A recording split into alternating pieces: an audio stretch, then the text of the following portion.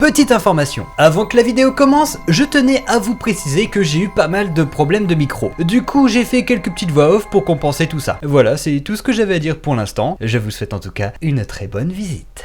J'espère que là ça fonctionne. Ah, ça a l'air de marcher. Bonjour à tous et bienvenue sur la chaîne First Drop. J'espère que vous allez tous très bien. C'est une vidéo vraiment exceptionnelle sur la chaîne. C'est du jamais vu puisque je suis dehors. Attention, là il va se passer quelque chose aujourd'hui. Bon, vous avez remarqué, nous sommes aujourd'hui au parc de Toverland en Hollande. Il s'agit d'un parc, comme je l'ai dit dans mes vidéos, qui n'est pas très connu. Mais pourtant, vous allez voir qu'il y a du très bon ride. Aujourd'hui, on va donc s'attarder essentiellement sur deux gros coasters. J'ai nommé Phoenix, un wing coaster de chez B&M bien évidemment, et il y aura aussi Troy, un super wooden du constructeur GCI. Allez, on est parti, let's go ride. Bon allez, avant d'aller rider du Grand 8, je vais quand même vous parler un peu de Toverland. C'est un parc qui est très récent puisqu'il a ouvert en 2001 avec à ses débuts un espace uniquement en intérieur qui était quand même plus axé pour les enfants. Et puis petit à petit, il s'est ouvert vers l'extérieur et a donné naissance à des zones très appréciées des visiteurs avec un concept qui fonctionne parfaitement. Bon allez, puisque vous avez été sage jusqu'à maintenant, je vais vous donner la recette secrète de Toverland. Premièrement, vous prenez une attraction principale, un Grand 8 par exemple, ça fonctionne très bien. Ensuite, vous y ajoutez une théma assez naturelle, cascade, rochers, végétation. Et pour finir, vous saupoudrez le tout avec une musique des studios Imascores. Imascores, pour ceux qui ne savent pas, c'est un studio qui est très réputé dans le monde des parcs d'attractions et qui compose vraiment des musiques incroyables. Si vous voulez en savoir plus sur le sujet, je vais vous rediriger vers la vidéo d'un confrère, celle de DB Attractions. Voilà pour ce qui est en tout cas de la recette du succès de Toverland. Et c'est une recette qui a quand même permis au parc de s'étendre de plus en plus et prochainement lui permettra certainement d'atteindre aussi les 1 million de visiteurs à l'année. Bon bref, c'est bien beau tout ça, mais il est quand même temps de passer aux choses sérieuses avec les coasters. Et en premier, on commence avec Booster Bike, des montagnes russes propulsées qui ont quand même la particularité d'avoir des assises moto. Allez, on va tester ça, c'est parti.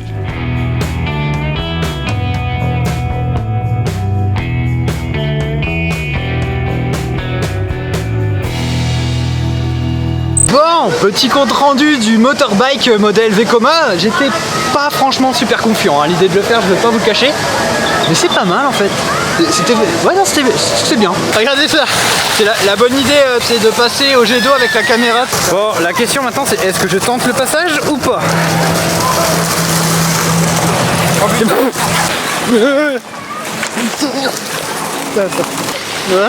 Ah, ils ont pas peur hein. It was at this moment that he knew. He fucked up. Bon, ça fait maintenant quelques minutes que je me pavane dans le parc et je dois dire un truc, mais il est magnifique. Mais vraiment, au niveau de l'arborescence, on va dire, la faune, la flore, les petits éléments de décor, franchement c'est super beau. Puis en plus il y a des petites musiques d'Imascore de temps en temps. Enfin, non, franchement c'est sympa pour l'instant. Et regardez, un spinning McRide, on est parti.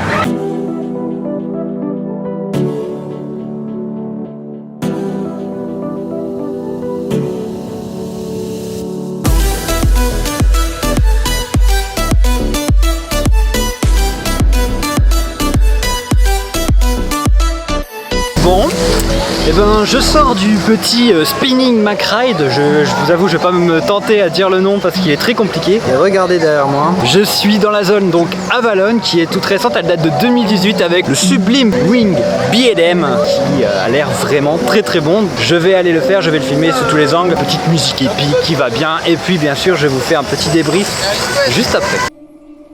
Alors là, je dois dire que la zone de Phoenix est vraiment superbe. Vous avez le coaster qui surplombe littéralement l'espace, avec des plans de vue, des perspectives vraiment incroyables. Pareil, la théma, elle est très soignée, c'est propre, c'est beau, bref, j'adore. Et je pense qu'il est temps même de s'engouffrer dans la file d'attente pour aller rider la bête. Bon, qu'est-ce que je peux vous dire sur cette file d'attente? Bah c'est merveilleux, féerique même, il y a une montée d'adrénaline qui vous prend aux tripes entre les différentes salles que l'on parcourt, des éléments de décor qui collent parfaitement à l'univers et surtout, je le redis, je me répète, mais la musique d'Imascores qui donne le ton. Bref, une fois en gare, on embarque, petit crachat de fumée du Piaf Animatronics, montée du lift et l'oiseau s'envole.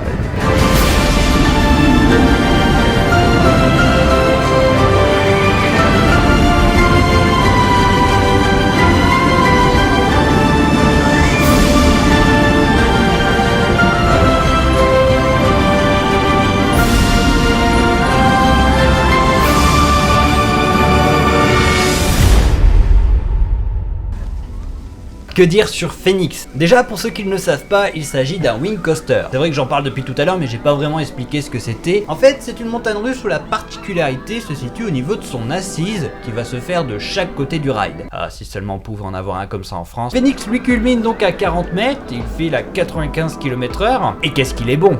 Il est fluide, confortable, intense, il a tout ce qu'il faut là où il faut. Pour moi, le meilleur passage du coaster se situe au niveau du Airtime Hill. Pour faire simple, c'est une sorte de boss dans laquelle vous allez flotter littéralement dans le siège, puisque le train va prendre quand même cette figure à pleine blinde. Et si je devais quand même lui donner un petit défaut, c'est que malheureusement, il est un petit peu trop court.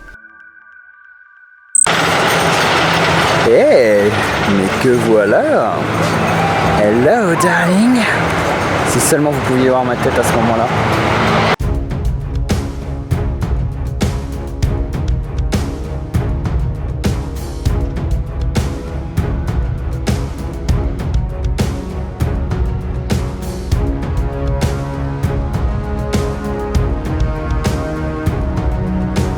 Bon bah écoutez, je me retrouve devant donc l'entrée de Troy qui est juste derrière, si j'arrive bien à la cadrer. Voilà, on la voit vite fait derrière, on voit ma tête mais bon.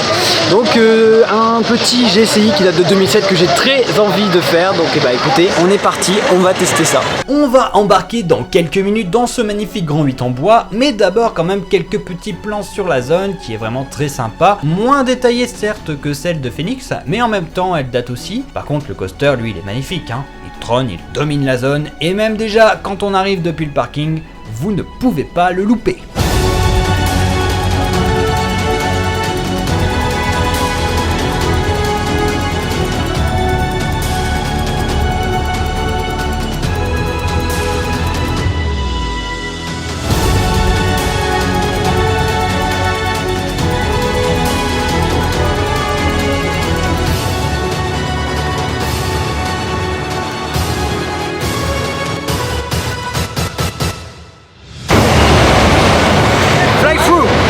Réussi Dobik. Bon les gars, petit retour de Troy, donc un petit GCI bien sympathique, enfin non, très sympathique, c'est l'un des meilleurs wooden que j'ai pu faire, hein. Même au-dessus de Vodan à Europa Park, je suis désolé mais celui-ci il est un peu au-dessus. C'est vrai que dès qu'on passe la première drop qui est super inclinée, on ne perd aucune vitesse, j'en ai même plus de voix tellement j'étais à fond dedans. Beaucoup de changements de direction, pas trop d'airtime, c'est pas ici ce que l'on recherche chez GCI, mais bon, du très très bon. Alors maintenant, il va falloir que j'arrive à choisir entre Phoenix et Troy pour déterminer quel sera le meilleur coaster du parc. Ça va pas être facile, il va falloir encore que je médite, il va falloir aussi encore que j'en fasse quelques petits tours, hein, parce que là je pense qu'un seul passage c'est pas suffisant. Allez, la suite. Je pense qu'il est temps d'aller faire la meilleure attraction du parc. Et elle sera-t-elle à votre avis? Vous allez voir.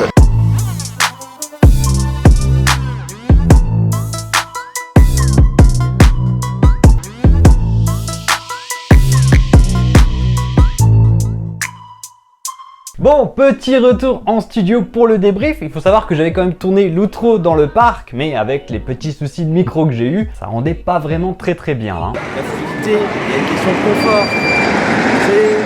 Va t'acheter un micro, couillon. Du coup, qu'est-ce que j'ai pensé de Toverland? Eh ben, c'est un excellent parc avec un très gros potentiel. Très axé famille, mais j'ai quand même trouvé mon compte. Mais la grande question maintenant, c'est quel est le meilleur coaster du parc?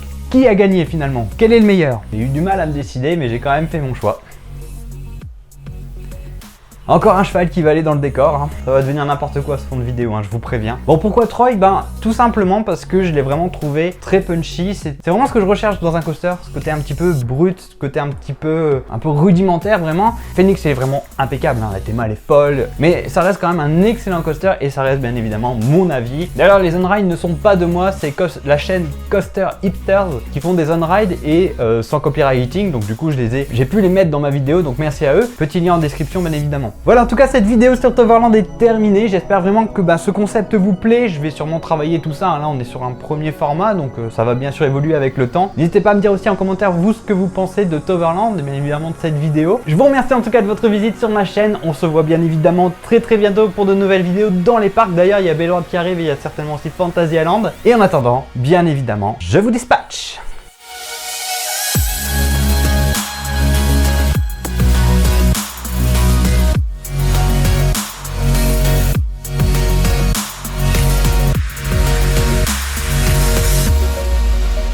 Bah oui, maintenant tu n'es plus tout seul. Il va falloir que tu apprennes à partager ton box.